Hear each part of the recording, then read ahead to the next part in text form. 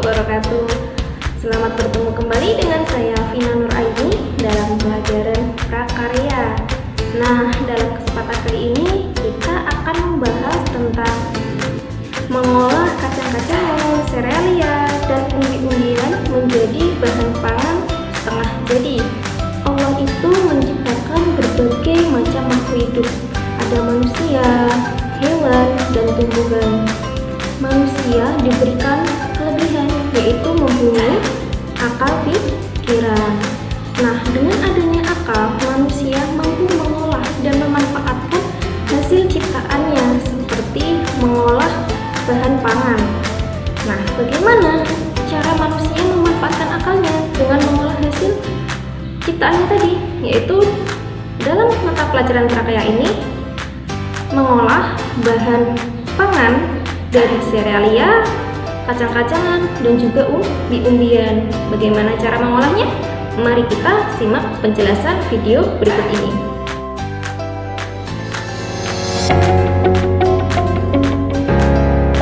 Mengolah produk makanan setengah jadi. Yang pertama, cara mengolah beras cepat tanak.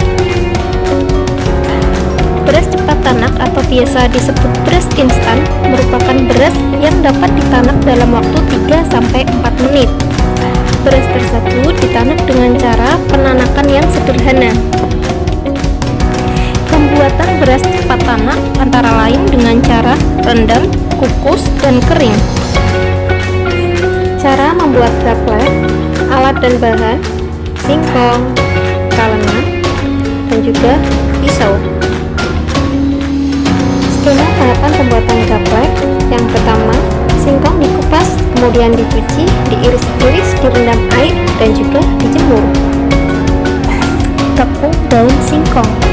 Daun singkong mengandung protein 8-12%, memiliki kandungan vitamin B1 yang tidak kalah dengan vitamin B1 yang dimiliki beras tumbuk, serta memiliki kandungan vitamin A yang cukup besar, yaitu 10.000-13.000 SI.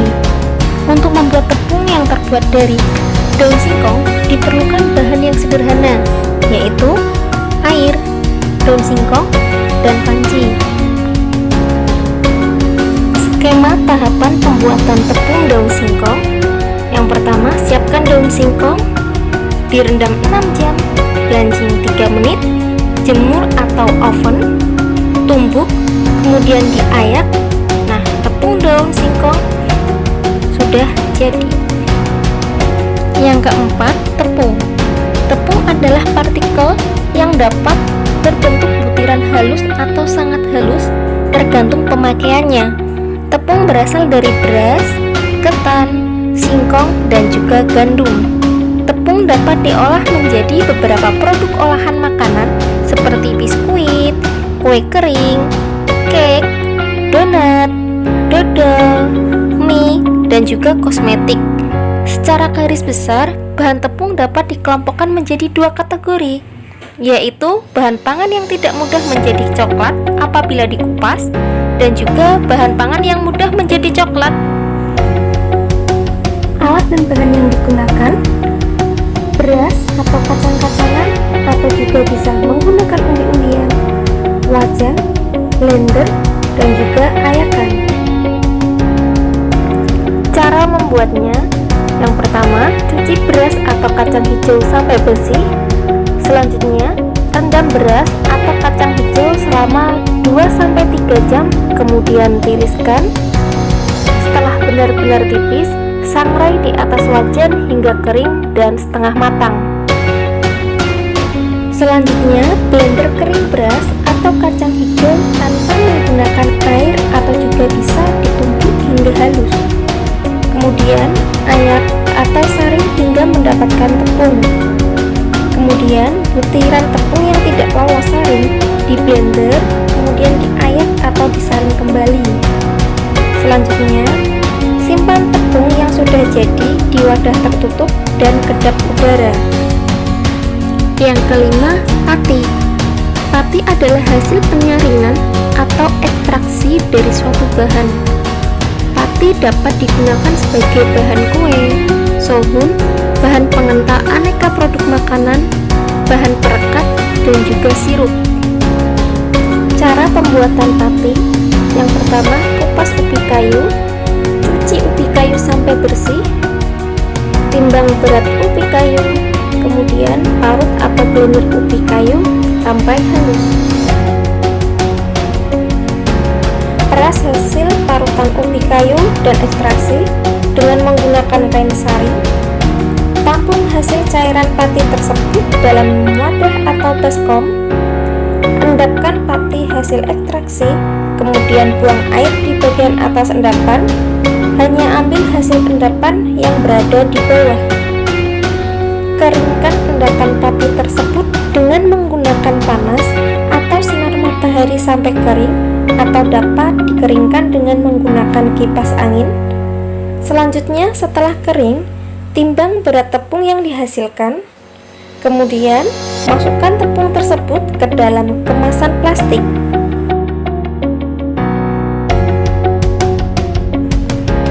Jenis-jenis tepung dan pati antara lain: yang pertama, terigu. Terigu adalah bubuk halus yang berasal dari biji gandum. Terigu merupakan bahan dasar dari beberapa makanan seperti kue, mie, roti, donat, dan juga pasta. Salah satu keunggulan dari terigu adalah protein yang dikandungnya, yaitu protein dalam bentuk gluten berperan dalam proses menentukan kekenyalan makanan. Keunggulan lain dari terigu adalah daya serapnya yang tinggi terhadap cairan. Oleh sebab itulah, ketika dicampurkan dengan cairan, gluten yang dikandung terigu akan mengembang dan membentuk adonan yang elastis. Kandungan gluten menentukan kadar protein tepung terigu. Semakin tinggi kandungan glutennya, semakin tinggi kadar protein tepung terigu. Yang kedua, kanji atau tapioka. Kanji atau tapioka merupakan tepung yang berasal dari umbi singkong.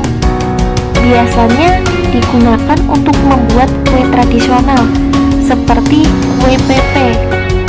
Selain itu, sering digunakan untuk bahan pengental, bahan pengisi, dan bahan pengikat dalam industri makanan.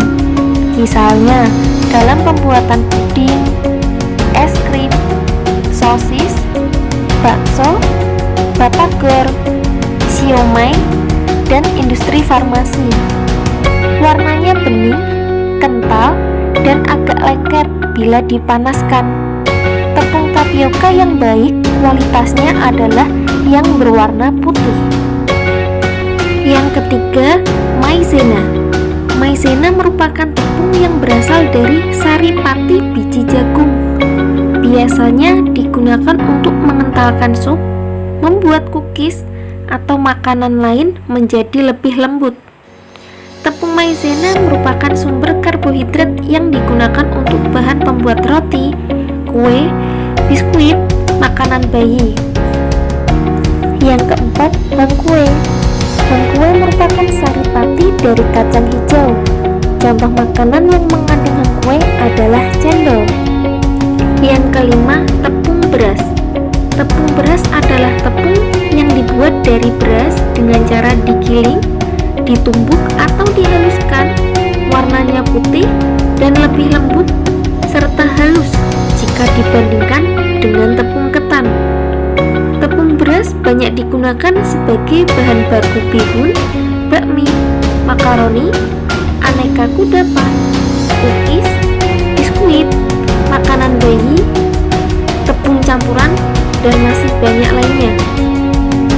Yang keenam, tepung ketan.